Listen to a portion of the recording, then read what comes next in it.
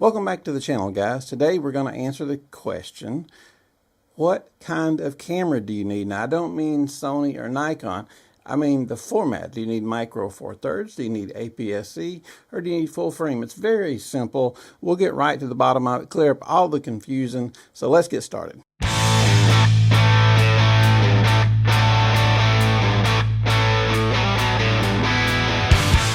So as you know, there are three main cameras. Now, full frame won't be in this argument because full frame is kind of rare.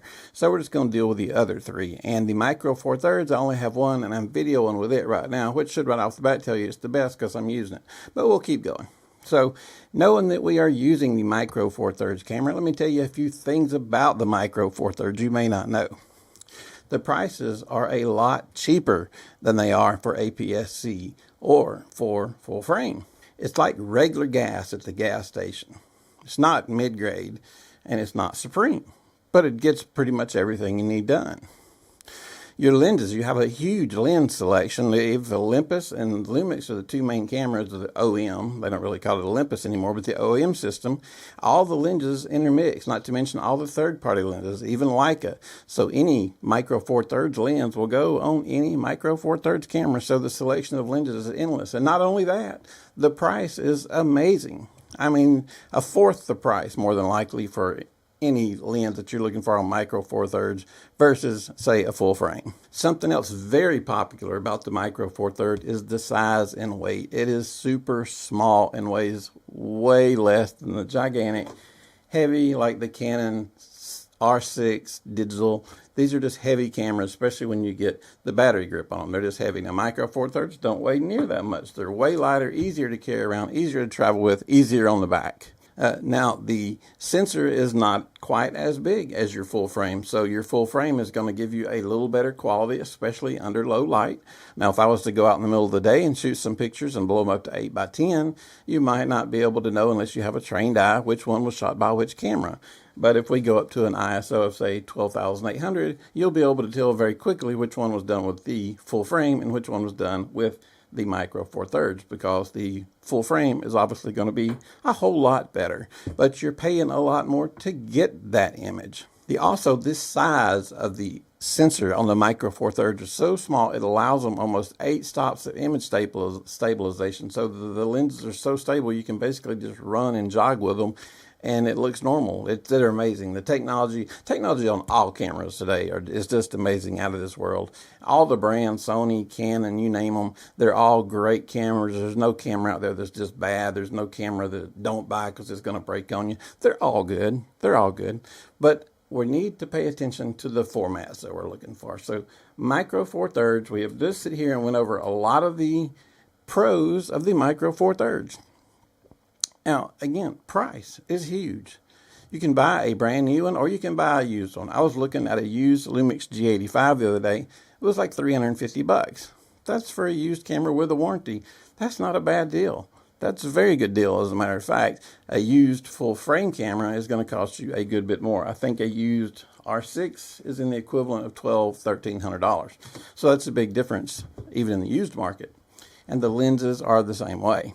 So obviously, you want to go with the micro four thirds. But with that said, there's another camera that wants to compete for our attention. It's the APS-C mode, such as the Canon 70D. Now, this is more like your mid-grade gas. It's not the best at everything, and it's also not the worst at everything. It's not the most expensive at everything, and it's also not the cheapest at everything. It's the middle of the road guy. You don't want to get too happy. You don't want to get too sad. Picture quality, pretty good size sensor. Is it as good as the full frame? No, it is not. Is it a little better than the micro four thirds at nighttime? Yes, it is. Your lenses are a little bit more expensive than your micro four third. They're a little cheaper than some of the full frame.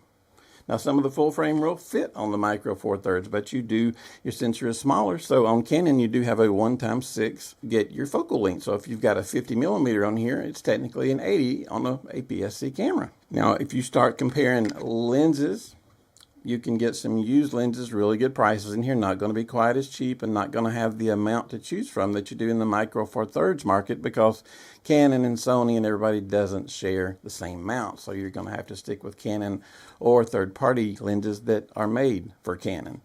So, and they will be a little bit more expensive. Now, and at nighttime, it'll be a little bit better image than your Micro Four Thirds, but it will not be as good as your full frame.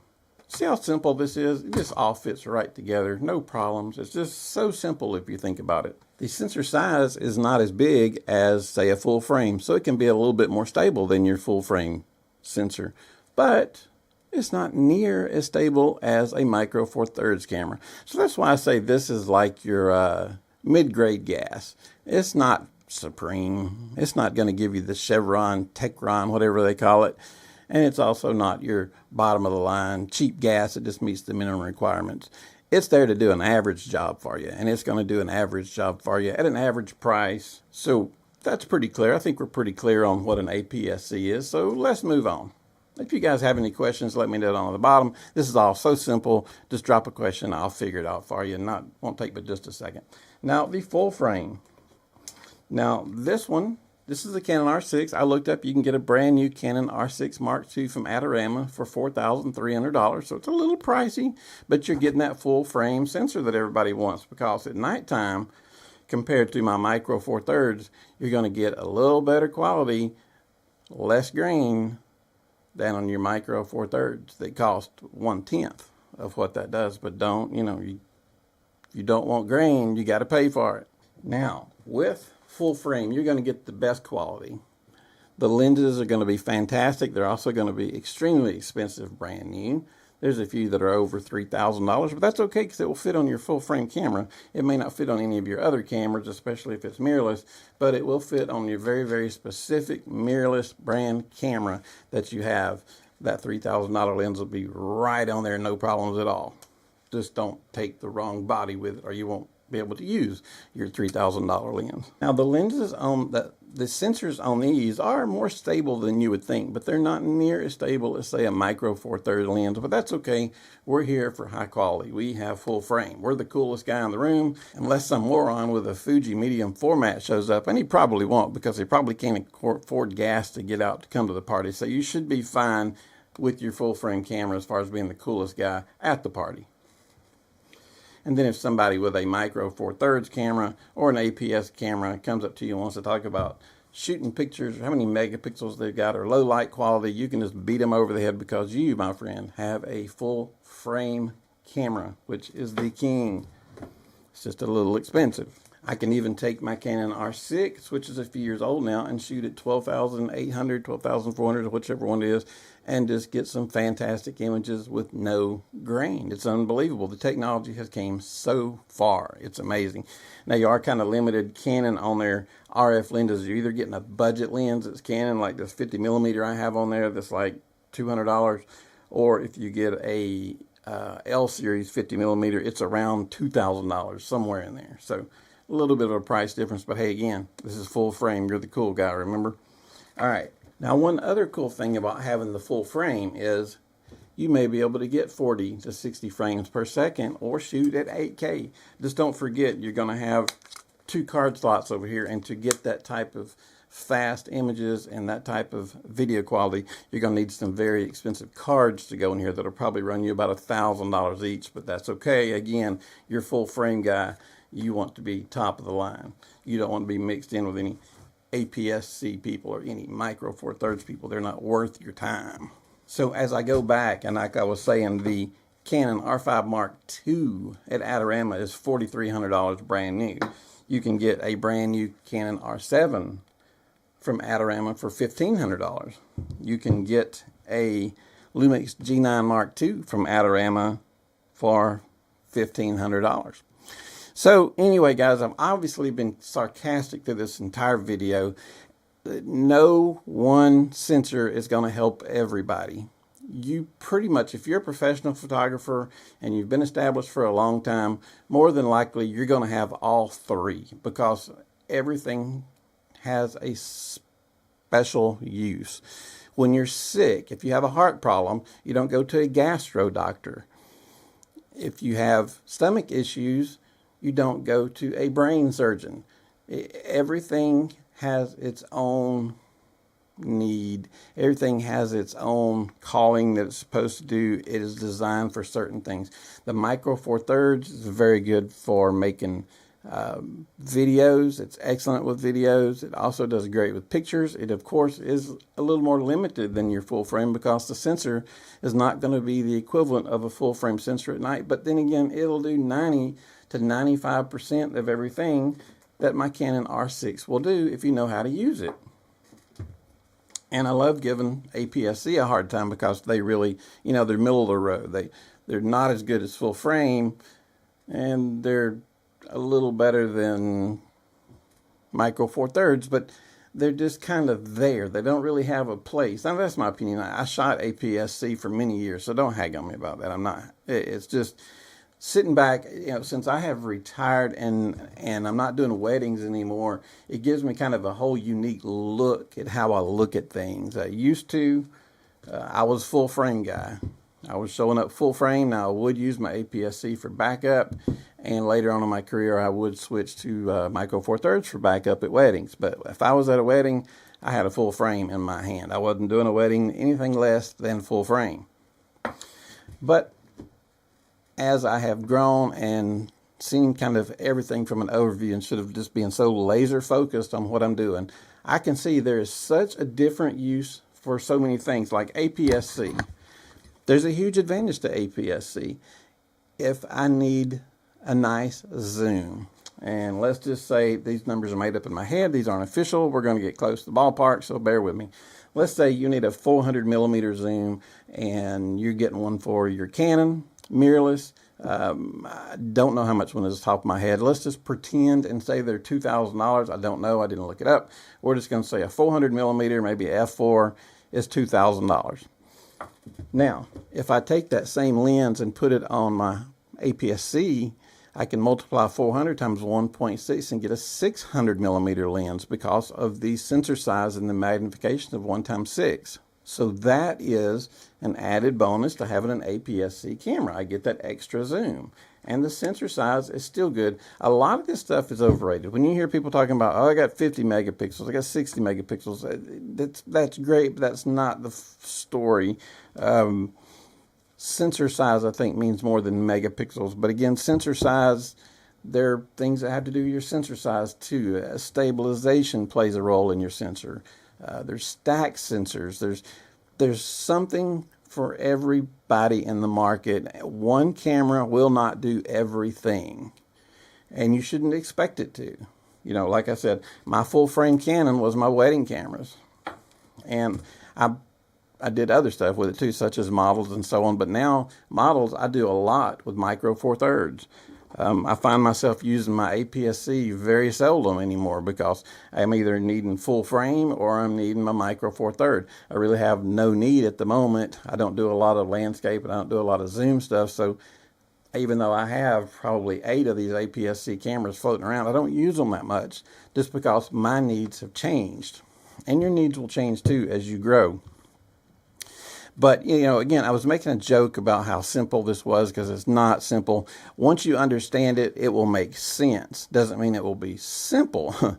But just know that each camera has certain things. Full frame, you're going to get great quality, great low light, probably the best quality image. You're also going to pay the most for it. You're going to pay the most for the lenses.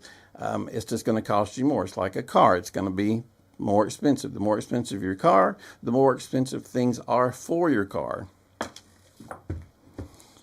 An APS-C camera comes in very handy. You can have a full photography career shooting APS-C.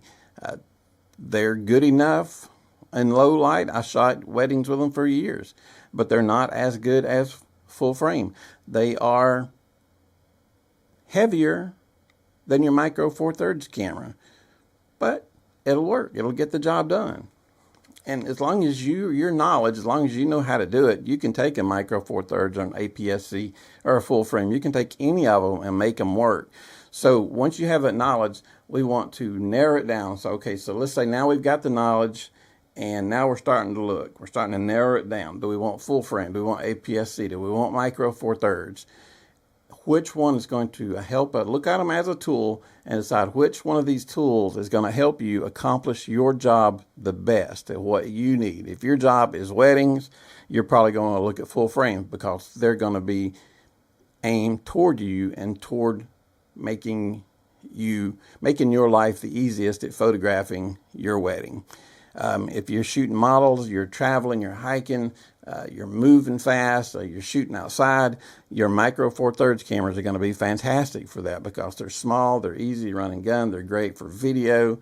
I love the micro four thirds. They are aimed at a certain group of photographers. So every camera, and again, not the brands, not Sony, Canon, Lumix, all of them. You're fine with all of them. I don't think there's a bad camera that you can buy anymore. Focus on your format, learn what it is that you need, and then go from there. Don't just go, let me have a full frame because I read somewhere that's the best quality. Because what you're doing, that may not be exactly what you need. Now, I'm not saying you don't need the best quality. Everybody wants quality. But just because a full frame maybe has, quote, the best quality, a lot of people aren't going to be able to tell the difference between that and APS-C, and some won't even be able to tell the difference between a full frame and a micro four thirds if shot correctly. That's why I say this comes back to your knowledge of cameras. If you know how to do things, you can do things with less. The camera can help you along. It'll make your life easier. Like the Lumix G9 Mark II has made my life a lot easier in the focusing department. So much easier than the Lumix G9 because it's a quick focus and it's an accurate focus. It's a focus I know 99.9% of the time I can rely on. It's hard to find anything that's 100%, but it's very reliable on focus. But each camera, like I said, guys, I made a joke out of a lot of this, but it is a way. I just want you guys to train your brain to think, what do you need? What is best for your needs? Not what is the best camera, not what is going to get the best image quality at low light at 25,000 ISO. What is your need? Find your need, match up your camera that you need to it, whether it's full frame, APS-C, or a micro four thirds, match up what you need to it and go that route. Don't try to pick up a magazine and go, oh, Bob said this was the best camera ever, go buy it now, it's the best. Because every camera will have its best situation. There are situations where my micro four thirds camera is the best. There are situations where probably my APS-C is the best. There are situations where my Canon full frame is the best, but it all depends. Depends on what you're doing. So study that, guys. Don't get so caught up in camera brands. Don't get so caught up in specs.